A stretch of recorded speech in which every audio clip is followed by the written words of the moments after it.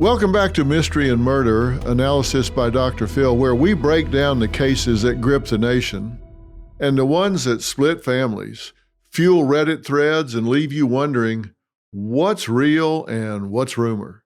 Today, we're closing out one of the most polarizing cases that I've ever covered. Two competing stories and not one but two trials. I'm talking about the case of Karen Read. Now let's go back for a moment. After months of testimony, explosive witness statements, and dueling theories, Karen Read's first trial ended not with a verdict, but with a hung jury. 12 citizens sat through weeks of evidence. Now, this was intense. It was grueling. The prosecution's story was that Karen struck her boyfriend, Boston police officer John O'Keefe, with her SUV and left him to die in the snow. The defense's story, totally different. Their story was that John was beaten inside the Albert house, bitten by a dog, and then dumped outside, staged in the snow. In the end, the jury, despite days of deliberation, 5 days to be exact, just could not reach a verdict. They just kept pounding away at it, trying to get on the same wavelength for a total of about 27 hours before telling the judge that they just were deadlocked. They could not reach a unanimous verdict, and a mistrial was declared. Now, let's talk about this. This was a pretty complex trial. It was certainly tried in the court of public opinion for a long time.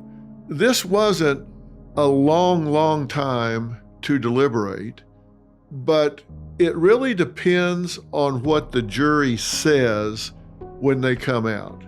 They can come out and say, we just can't seem to get it right. The judge can do what's called a dynamite charge or an Allen charge, where they send them back in and the judge says, look, do your job. A lot has been invested in this. You've spent time, the state spent time, the defendant has spent time. Go back in there and bring me a verdict. He or she can really lean on the jury to do this. But in this case, the jury was very adamant. They said, look, we're not even close. We are seriously divided on this, and no amount of time, it doesn't matter. We can go back in and spend time, but it's not going to matter. Now, how often does this happen? Studies show that hung juries occur in anywhere between 2 and 12% of criminal trials. I know that's a broad range, and it really depends on the jurisdiction. The last study that was done on this in any detail was over 20 years ago, and it said that it occurred in 6 to 7% of the cases nationwide. Federal cases, just 2 to 3% of the time. It occurs less in federal cases. It occurs more in complex cases where the stakes are really high. And that's usually in big cities where complex cases, high stakes cases tend to occur. And you do get it more in murder cases because people tend to take those really seriously. They think, look, whatever we decide here is going to really make a difference. So they want to be absolutely sure, and it takes a unanimous verdict. So they tend to get hung more often when it's got to be unanimous and the stakes are high. So of course, I think jurors try to do a good job. But this jury didn't equivocate. They said, look, we're not getting there. They said, quote, we continue to find ourselves at an impasse. Our perspectives on the evidence are starkly divided. Some members of the jury firmly believe that the evidence surpasses the burden of proof, and conversely, others find the evidence fails to meet the standard. The deep division is not due to a lack of effort or diligence, but rather a sincere adherence to our individual principles and moral convictions. to continue to deliberate would be futile and only serve to force us to compromise these deeply held beliefs. Now, that's a well thought out jury statement. So they're saying, look, we're not just back here sipping a mint julep. We ain't moving. And if you force us further, we're going to be forced to compromise our principles. And we don't want to do that. So clearly, some thought it hit the mark. Others thought, no, it just doesn't do it. Now, let's talk about one juror in particular. One court filing later referred to a juror only as Juror D. Now, we don't know their name, and that's by design, by the way. In high-profile cases, jurors can get turned into targets. So the court protects their identity. And in a case like this, people lose all perspective. They can wind up thinking it's personal. They become vicariously involved in it. And I've seen some pretty crazy behavior on the part of people that are watching a trial, following it, becoming obsessed with it. And if a juror doesn't do what they think they should do, they can get out of control. They can become dangerous. They can harass these jurors, stalk these jurors, threaten these jurors. They really work to protect the juror's identity. In fact, they'll keep everybody in the courtroom and take them out of a different exit, maybe move them away in a van, let them pick their cars up later. They do all kinds of things to protect their identity. But here's why Juror D matters. After the mistrial was declared, they spoke up and said, and this is a quote, "Hold on a second. We had already agreed not guilty on 2 of the 3 charges, all 12 of us. That part was decided." Now, what's Juror D talking about? Well, they said all 12 jurors had agreed on not guilty on 2 of the charges. So what were the 2? Second-degree murder and leaving the scene. The only thing they were split on was the manslaughter charge tied to driving under the influence. Now, those are big findings. And on that one where they were hung, that was the only thing they were hung on, they were plain stuck. 8 jurors thought she was guilty and 4 just didn't buy it. Juror D went a step further. They admitted they felt uncomfortable that those non-guilty decisions were never read out loud in court. Now, you may be asking yourself, why does it matter if the jury had already agreed on those 2 charges? Well, it matters a whole lot, and it matters a whole lot whether or not they were read in court. Because you have to imagine, you're a juror, and you have sat through weeks of trial. You've shown up, sat down there in the jury room, waited for them to call you. You go in, you go through voir dire and all this questioning. Then you get picked. Then you sit through weeks of testimony. Then you deliberate for 5 days. You make up your mind on 2 out of 3 charges.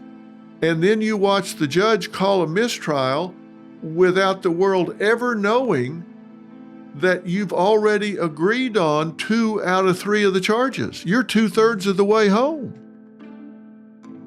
That might leave you feeling like the full truth had not come out. Was there a mistrial? Well, on 1 count, but how about the other 2?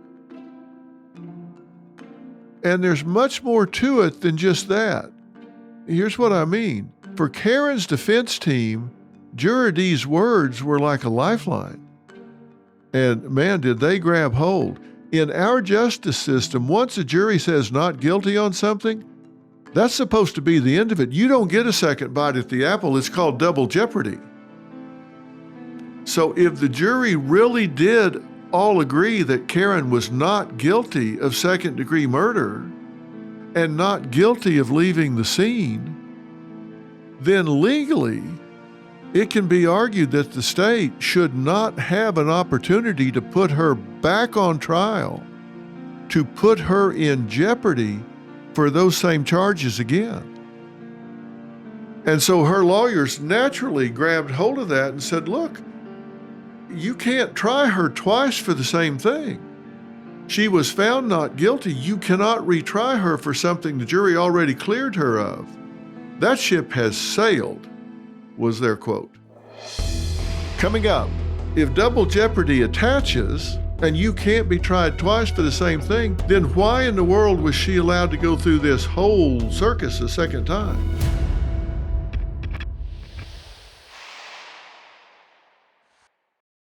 Homeowners, when's the last time you checked on your home title? If your answer is never, then this is for you.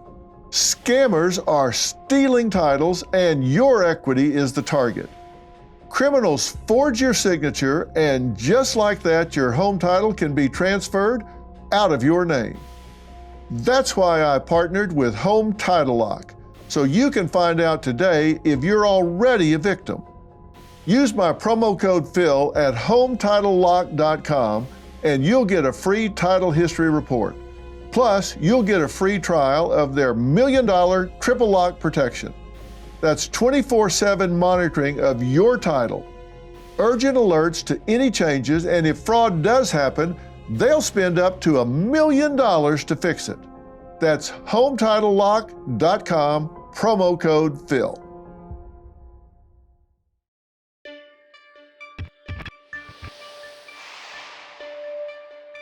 So naturally, you might now be asking, well, if double jeopardy attaches and you can't be tried twice for the same thing, then why in the world was she allowed to go through this whole circus a second time?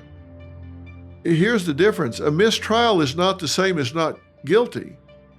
And when the first jury deadlocked, the judge declared a mistrial. And that means that trial is wiped off the board like it never happened. So there's no final decision, no verdict, nothing that you could call double jeopardy to attach. Here's the deal. They never read the verdicts out loud in the courtroom. That's the catch. If the defense lawyer had said, all right, we want to poll the jury. As to count one, juror number 1, how do you find? Not guilty. 2, not guilty. 3, not guilty. 4, not guilty. And polled all 12 jurors and they said not guilty, they would have had to record that and taken it off the chart. When they got to 2, count 2, they would have had 8 guilty and 4 not guilty. That one would have stood. When they got to 3 and had 12 not guilties, then that would have been off and they would not have been able to retry her on those 2. And her lawyer said, and I quote, wait a minute, jurors have come forward saying they already agreed not guilty on 2 of the charges. They tried to get those counts dismissed, and here's what we know some of the jurors said after the trial. One juror, Juror A, contacted defense counsel and said, the jury was unanimous in finding Karen Reed not guilty on second-degree murder, and count 3, leaving the scene with death or injury. Juror B texted to an acquaintance and said, quote, it was not guilty on second degree, and split in half for the second charge, and I thought the prosecution didn't prove the case. No one thought she hit him on purpose. Juror D said, every one of us will agree and acknowledge that we found Karen Reed not guilty on counts 1 and 3 because that's what happened. But the judge ruled, since no formal verdict was read in court, those charges weren't legally resolved. That meant prosecutors were free to bring the whole case back again. When it's a mistrial, the state can just hit reset. They can say, okay, mistrial, boom, we hit the reset button. They don't always. I've actually done some research on that, and states don't do a very good job. Jurisdictions don't do a very good job of tracking this. So the numbers are kind of national overall, and in about 40% of the cases, when there's a mistrial, the prosecution just drops the case. They say, we didn't get there, so we're going to drop the case.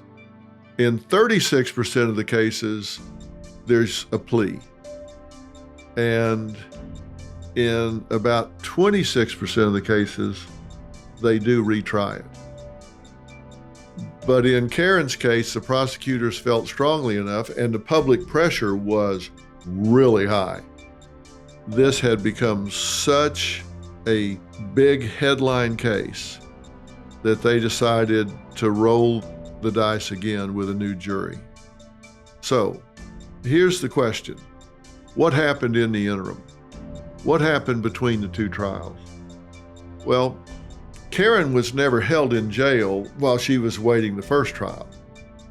After she was arrested in February of 22 and indicted, she posted bail set at $50,000 cash and was released. She had strict conditions. She had to wear an ankle bracelet, and she wasn't allowed to leave the state without court approval, and she had to stay away from witnesses she couldn't go talk to for fear of tampering or intimidation, anybody connected to the case. And then between the first and second trials, she remained out on bail, living at home, closely monitored. She spent the time preparing with her defense team and dealing with all the public spectacle surrounding the case.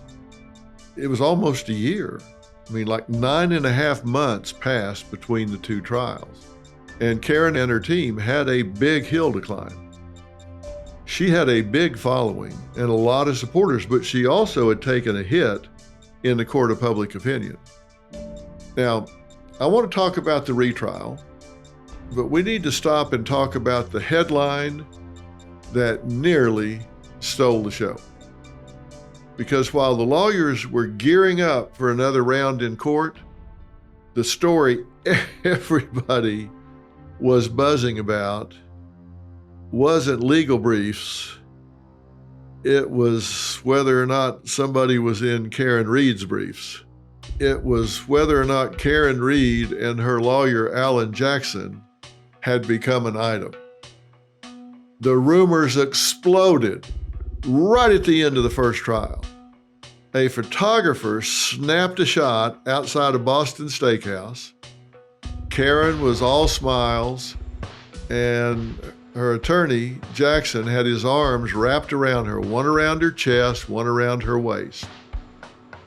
I know what you're thinking. Your mind's immediately turning to the couple that was caught on kiss cam at the concert recently. It was that kind of situation in a lot of people's eyes. The New York Post went to town with it. The headline read, "Karen Reed spotted canoodling with lawyer as jury deliberated over whether she murdered cop boyfriend." That's right.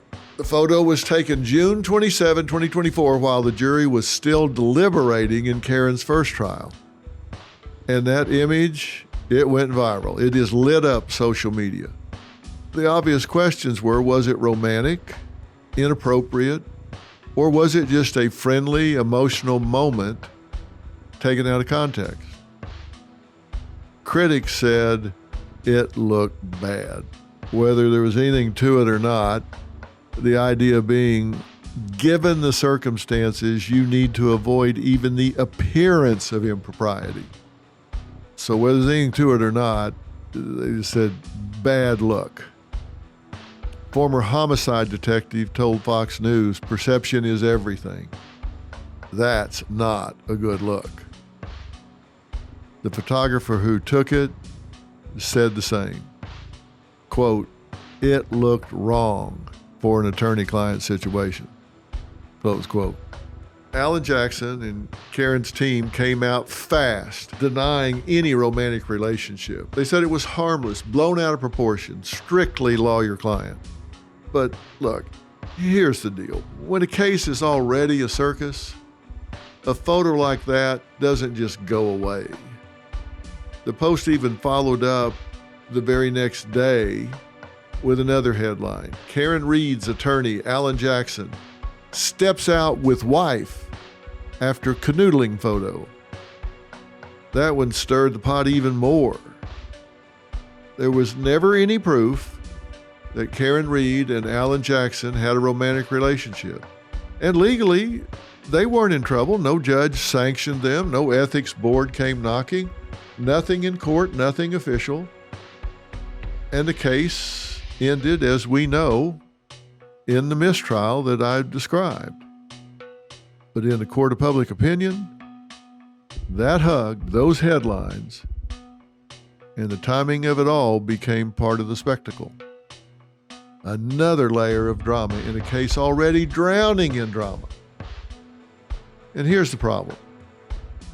Once the Post splashes it across page 6, once social media gets a hold of it, you can't unring that bell.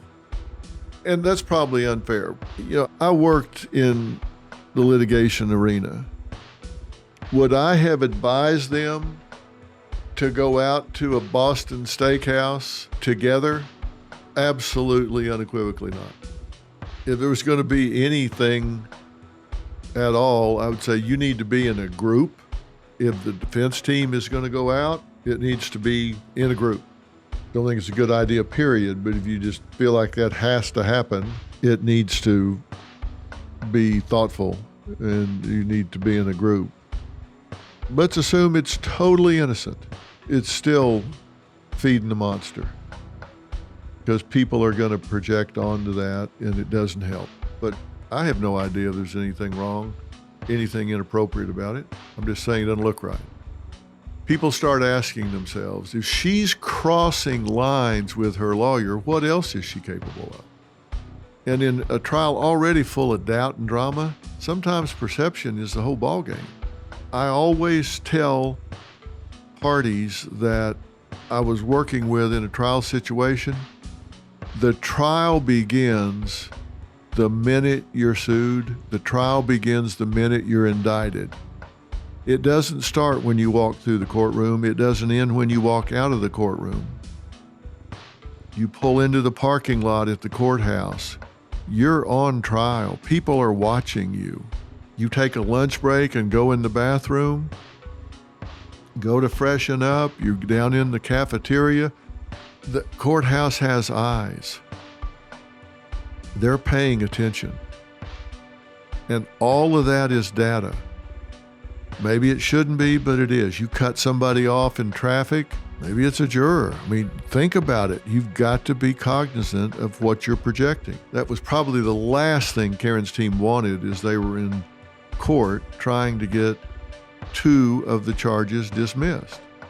Second-degree murder and leaving the scene. They were in the midst of arguing that jurors had already voted not guilty on those behind closed doors. Juror D even said, we had already made that call, but the judge shot it down. If it's not read out loud in court, it doesn't exist. So those charges stuck. Was that error on the judge's part? It is what it is. They retried them. Also in the interim between the 2 trials, Karen appeared in a documentary about the case. Now, that was a bold move. First and foremost, Karen said flat out, I did not hit John with my car. Didn't drive into him, didn't back over him. That was her line in the sand. Now, here's the problem. Once you say that, in court or otherwise, you're married to it. You take that position publicly and evidence comes out differently, doesn't matter. You're married to that. You say that publicly, you own it. That was her line in the sand. She also raised what I'll call the cover-up card, accusing investigators of railroading her, of framing her to protect their own. She pointed squarely at Detective Michael Proctor, the lead investigator, and accused him of mishandling evidence and running a biased investigation. But here's where it got complicated. Karen admitted to doubts. At one point, she said, could I have clipped him? Could I have tagged him in the knee? Now, that's not the same as saying she did it, but you can see how a jury might latch on to that kind of self-doubt, that kind of hesitation. She also floated an alternative narrative. Maybe John O'Keefe was hurt inside that house by a fight or maybe even a dog, and then carried outside and left in the snow. She insisted his injuries didn't line up with being hit by her Lexus. And then she got personal. Karen said, "Doing this film is my testimony." For her, the documentary wasn't just television, it was her chance to tell her side of the story without a prosecutor cutting her off. She said she didn't plan to watch it much herself. "I lived it. I don't need to see it editorialized for marketability." Now, how was this documentary received? Well, mixed. That's generous. I would say it was very mixed. Some viewers thought it was a bold defense, that it raised real questions about the police and the evidence. Others called it one-sided, saying it tilted heavily in Karen's favor and gave her too much control over the narrative. Vanity Fair said it blurred the line between journalism and advocacy. So while Karen hoped this documentary would put her in a sympathetic light, the reaction showed just how divided public opinion really is. People walked away either more convinced she's being railroaded or more convinced she was manipulating the camera to save herself. And probably what that boils down to is the people that believed her probably continued to believe her, and the people who didn't probably didn't cross the line and move over. Now, she said, "This is my testimony," without getting cut off. So why is an interview or documentary safer than testimony? Well, it's like I've said many times to clients that I worked with, is I've never seen a lawsuit lost in a conference room. And your story goes a whole lot better when you're the only one telling it.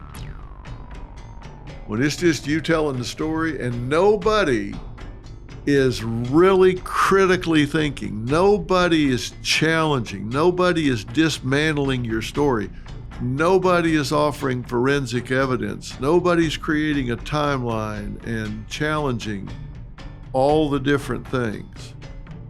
And when you're in the court of public opinion, evidence can be offered that wouldn't meet the standard in trial. Hearsay can be considered. I mean, there's a whole different standard of proof. So your story goes a whole lot better when you're the only one telling it, and that's what she decided to do. I'm going to tell my story where I'm the only one telling it. And if rumors about Karen and her lawyer weren't enough, there was another voice stirring the pot outside the courtroom, a blogger that called himself Turtle Boy. His real name is Aidan Kearney, but to his thousands of followers online, he's the loudest guy in the room when it comes to this case. Now, Turtle Boy didn't just write a couple of blog posts and then move on. He turned Karen Reed's story into his personal crusade, and he went live on social media, broke down police reports line by line, leaked private text messages, and accused investigators and witnesses of being involved in a cover-up. Now, to her supporters, he was a hero, shining a light on corruption and standing up to the so-called blue wall. To her critics, he was a reckless agitator, fanning the flames, intimidating witnesses, and muddying the waters.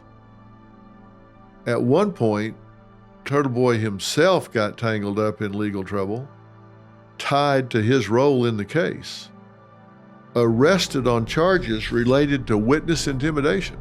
And when that happened, you'd think, okay, this will shut him down. It only made his followers more loyal. They saw him as a martyr for Karen's cause. And after the first trial ended in a mistrial in July of 2024, Turtle Boy, he didn't fade into the background. He went into overdrive. And while Karen's defense team filed motions and prosecutors regrouped, he kept the story alive online. Remember I said there were 9.5 months between the end of the first trial and the beginning of the second. And he stayed plugged in the entire 9.5 months. His blog and live streams became a kind of parallel courtroom where he insisted Karen was innocent and pushed hard on the theory that John O'Keefe was killed inside the Albert house and that police covered it up. He was out there digging up text messages, sharing documents, calling out witnesses by name, and telling his followers this was bigger than one case. This was about corruption in law enforcement.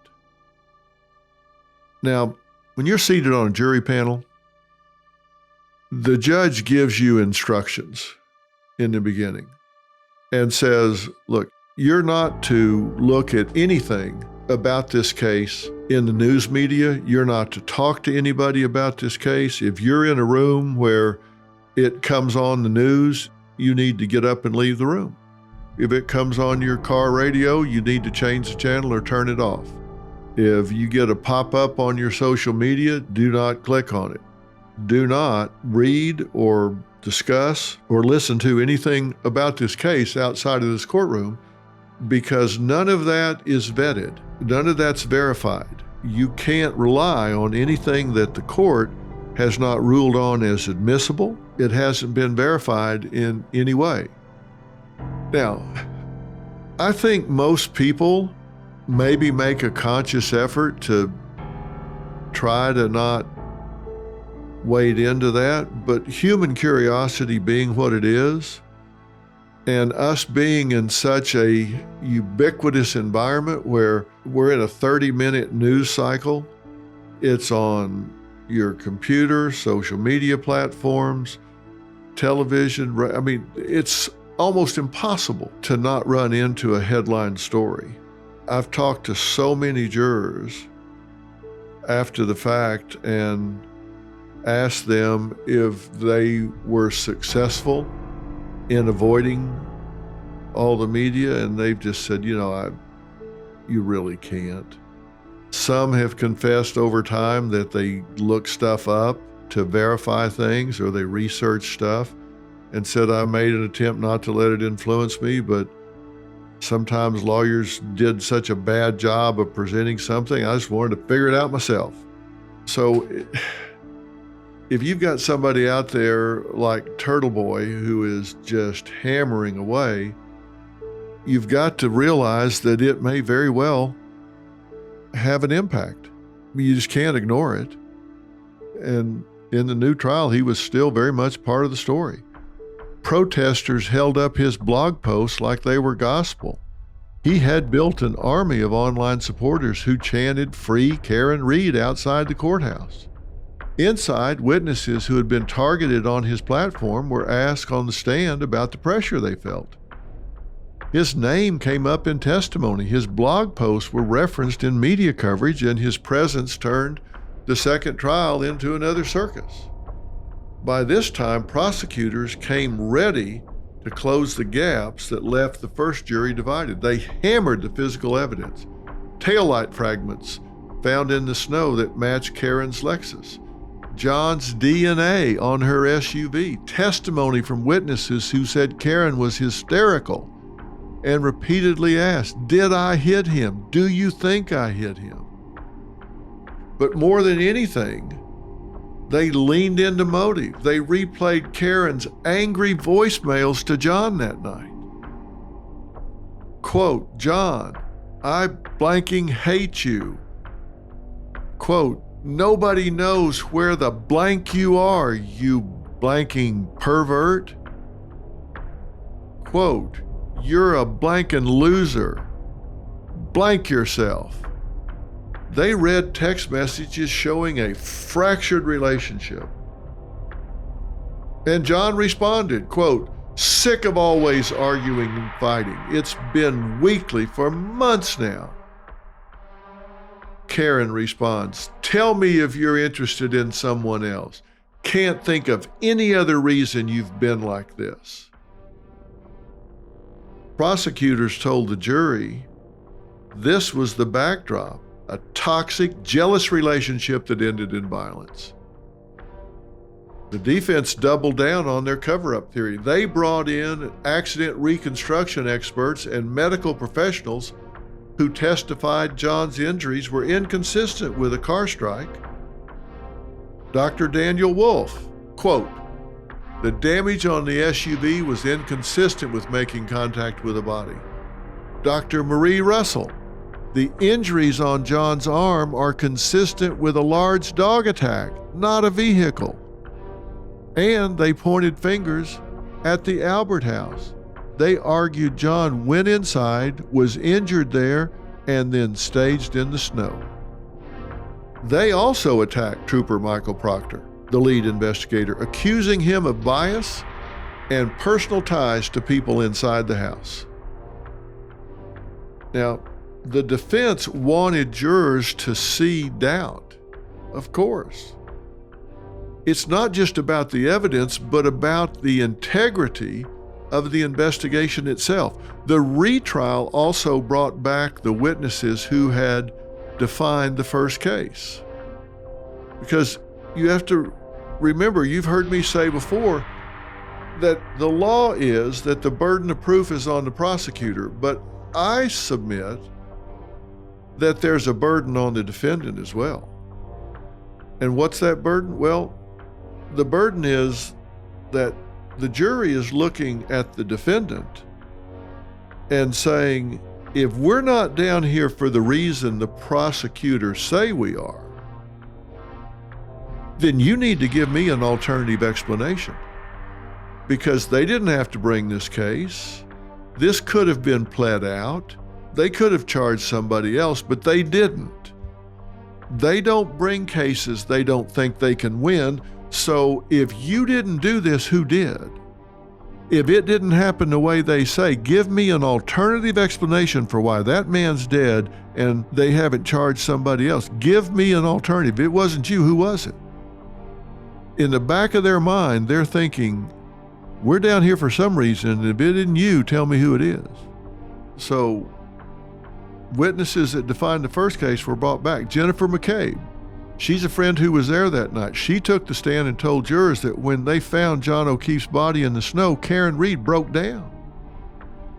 According to her, Karen said over and over again, "I hit him, I hit him, I hit him." She painted a picture of Karen as hysterical, crying, irrational, asking, "Is he dead? Did I hit him?" That's powerful testimony. McCabe also testified that Karen asked her to Google how long it takes someone to die in the cold. And she was grilled again about that infamous Google search, how long to die in the cold. The prosecution said she searched at 6:23 a.m. after John's body was found at Karen's request. The defense said she searched at 2:27 a.m., hours before, suggesting she already knew John was outside. Jennifer told the jury, "I never searched at 2:27. That is not reality. I did not delete that search. I love John. I never would have left him out in the cold to die." Carrie Roberts testified again too, describing how Karen panicked that morning. She said, "Do you think I hit him? Do you think I hit him?" And she said, "No. I think you probably hit something, but we should go look for him." She described Karen screaming and kicking the door as they arrived. "There he is. Let me the F out of this car." The prosecutors painted that as guilt. For the defense, it was confusion and shock.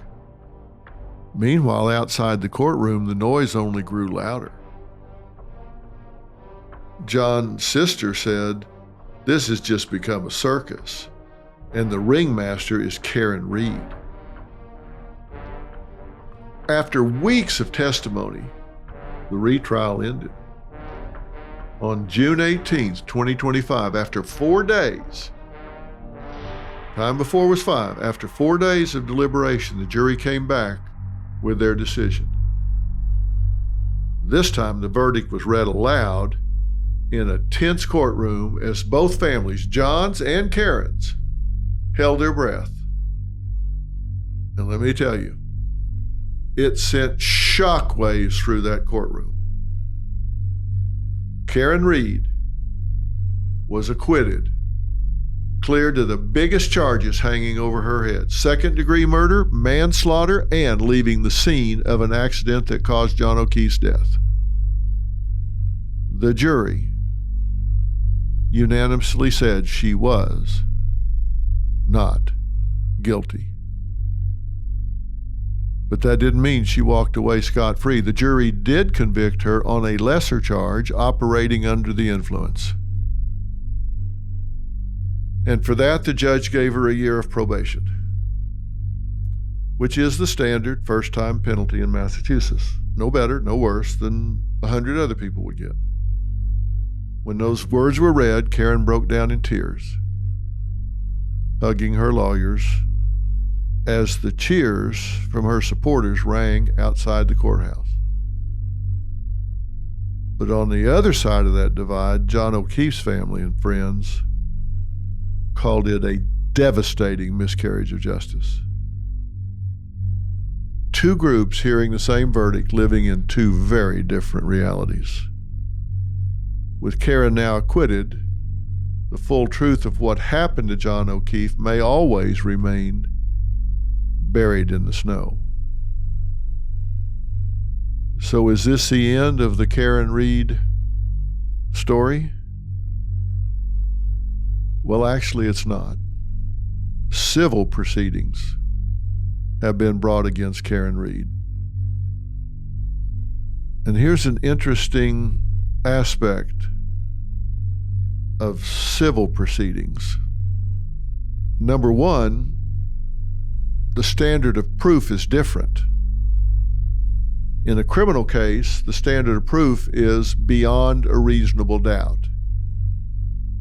And the jury has to be unanimous. It has to be 12-0. But in a civil proceeding, depending on what and how it is filed, the standard can be clear and convincing evidence, which doesn't necessarily, depending on how and where it's filed, it doesn't have to be unanimous. And another important aspect,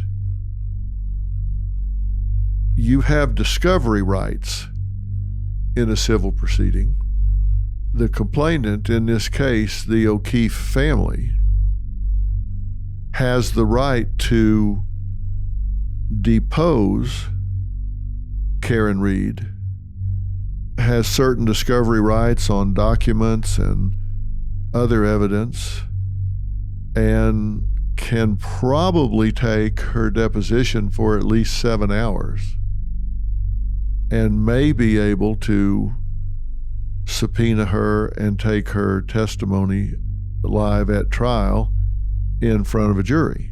So while she didn't have to testify in the criminal proceeding, she may be subject to much more discovery and have to answer questions about her conduct in the civil proceeding.